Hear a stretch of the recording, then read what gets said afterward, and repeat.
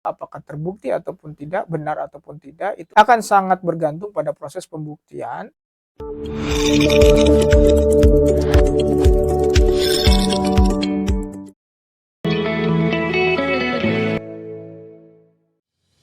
Assalamualaikum warahmatullahi wabarakatuh, Sobat ISB sekalian, berjumpa lagi di channel ISB Law Center. Pada kali ini kita masih akan membahas perkembangan kasus yang sedang berjalan, dan ini masih sangat seru gitu ya untuk kita lihat gitu ya, karena beberapa media televisi dan juga media sosial, termasuk juga berita-berita di media nasional, itu masih mengangkat atau masih membahas terkait dengan kasus yang diadukan oleh RS dan kawan-kawan yang dengan kasus dugaan tindak pidana ijazah palsu gitu ya, yang akhirnya saat ini merembet pula pada persoalan yang lainnya, yaitu adalah terkait dengan skripsi yang diduga juga itu direkayasa.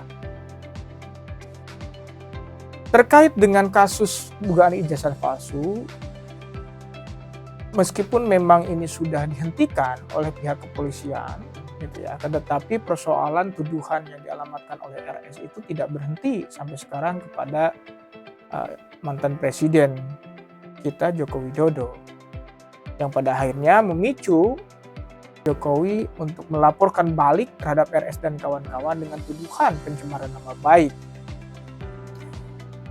Sehingga pada akhirnya kita bisa melihat ada dua perkara yang berbeda meskipun melibatkan para pihak yang sama. Cuman bedanya dalam kasus yang pertama RS menjadi pelapor dan Jokowi sebagai terlapor, dan kasus yang kedua yaitu kasus pencemaran nama baik, Jokowi menjadi pelapor dan RS dan kawan-kawan itu menjadi terlapor. Sobat ISB sekalian, seperti halnya yang kita tahu bahwa dua perkara itu masuk dalam dimensi hukum pidana, di mana kedua dugaan tindak pidana tersebut sudah diatur di dalam Kitab Undang-Undang Hukum Pidana. Yang satu terkait dengan pemalsuan surat ataupun dokumen, yang kedua adalah terkait dengan pencemaran nama baik, fitnah atau penghinaan. Dua-duanya diatur di dalam KUH pidana. Tinggal apakah persoalannya kedua dugaan tindak pidana yang dilaporkan kepada pihak kepolisian itu apakah terbukti atau tidak. Tentu ini perjalanannya masih cukup panjang. Pada intinya semua pihak harus bisa membuktikan apakah tuduhan yang diadukan itu apakah terbukti ataupun tidak, benar ataupun tidak. Itu akan sangat bergantung pada proses pembuktian yang nanti akan diproses melalui pihak kepolisian selaku penyidik gitu ya. Sehingga prosesnya masih cukup panjang, mulai dari proses penyelidikan, kemudian penyidikan, sampai nanti pada proses peradilan atau persidangan di pengadilan. Itu pun belum tentu selesai. Seandainya para pihak misalkan tidak puas, maka bisa mengajukan upaya hukum. Oleh karena dua persoalan tadi masuk dalam dimensi hukum pidana, maka sistem pembuktiannya pun harus mengikuti sistem pembuktian yang diatur di dalam hukum acara pidana yang sudah diatur di dalam Kitab Undang-Undang Hukum Acara Pidana kita yang masih kita pakai sampai saat ini.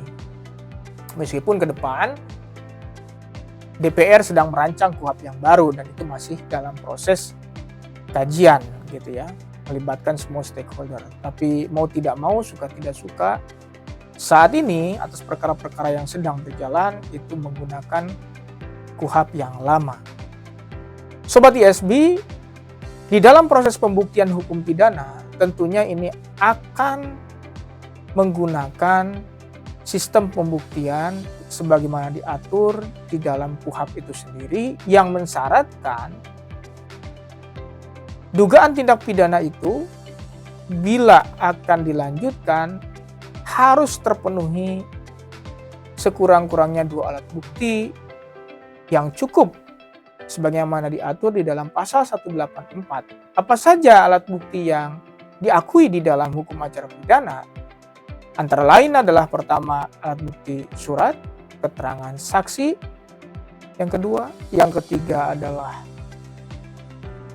keterangan ahli. Kemudian yang keempat adalah keterangan terdakwa. Dan yang kelima adalah alat bukti petunjuk. Seorang penyidik di dalam menganalisa atau memproses dugaan tindak pidana itu harus menemukan sekurang-kurangnya 2 alat bukti yang cukup. Karena dengan 2 alat bukti yang cukup, itu menjadi syarat wajib imperatif bagi seorang penyidik gitu, untuk memastikan apakah dugaan tindak pidana itu dilanjutkan ataupun tidak. Kalau tidak terpenuhi alat bukti, maka tidak dilanjutkan.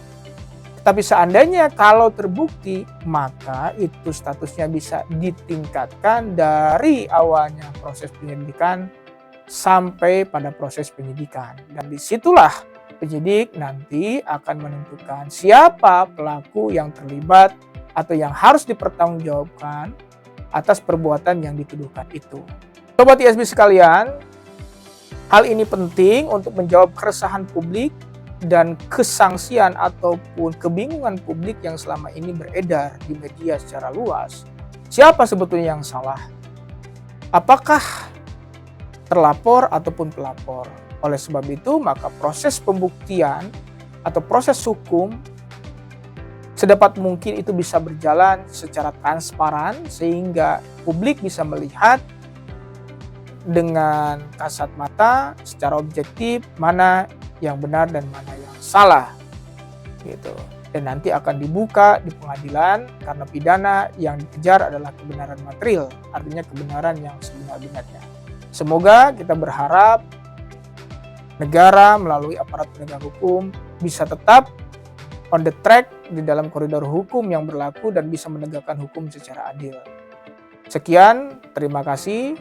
Jangan lupa follow, like, and subscribe akun kami. Salam bahagia untuk kita semua.